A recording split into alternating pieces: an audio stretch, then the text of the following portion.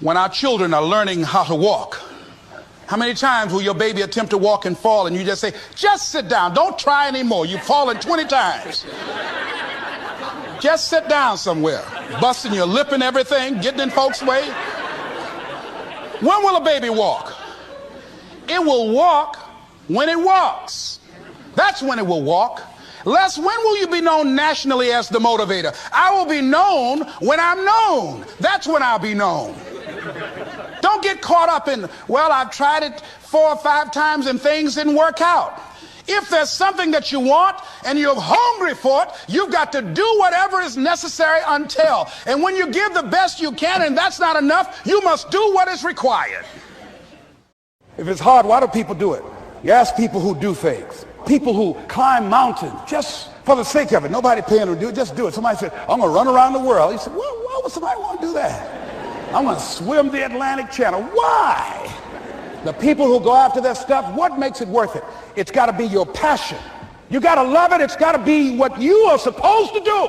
You want to sing, and even though they want to invite you to Carnegie Hall, you're going to sing to anybody that listens to you, including singing to yourself. I used to talk to my plants when nobody else would listen to me. You got to write, even if no one published your book, write, because that was given to you to do. You do what it is you're supposed to. You're supposed to build something. You're supposed to create something. I don't know how to do it. Learn. Do whatever is required. It's you. It's on you. You got to make that happen. Nobody's going to bring it to you on a silver platter and say, here's your dream manifested. No, it's hard. Yes, it's hard. It's difficult. Yes, right. And it's worth it. It's very important that you engage in an ongoing process to develop you. Spend more time on yourself than what you've been spending. Working on yourself, talking to yourself, overcoming the negative conversation, that inner dialogue that's going on all the time, even when you don't want it to be there. You can't stop yourself right now from thinking. You can't do it. And so learning how to empower yourself, part of doing that is standing up to yourself. You've got to stand up inside yourself sometimes and say, shut up. I was going to give a presentation, and this voice inside of me saying, you can't do this. You don't have everything it takes. I shut up. I'm behind on my bills, and you're telling me what I can't do. I have got to do it.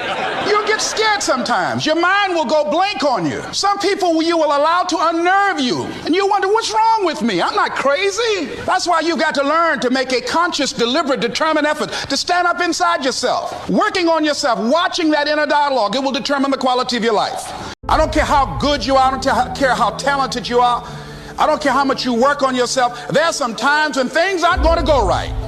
They just are not going to go right. There are times when anything that can happen will happen. Murphy's Law will be knocking at your door. Why? I don't know why. That's called life. And you have to deal with it. Sometimes your life will be in a slump, just like sports. Some of the best shooters can't hit baskets different times in games. They get in a slump. Do they sit on the sideline and say, I just didn't hit a basket today? No, they continue to execute. I suggest to you that if you are facing a challenge, don't stop. Stay busy. Work your plan. Continue to do those things that you know that work for you after you have evaluated yourself in the situation. Continue to move. Stay busy, stay busy, stay busy.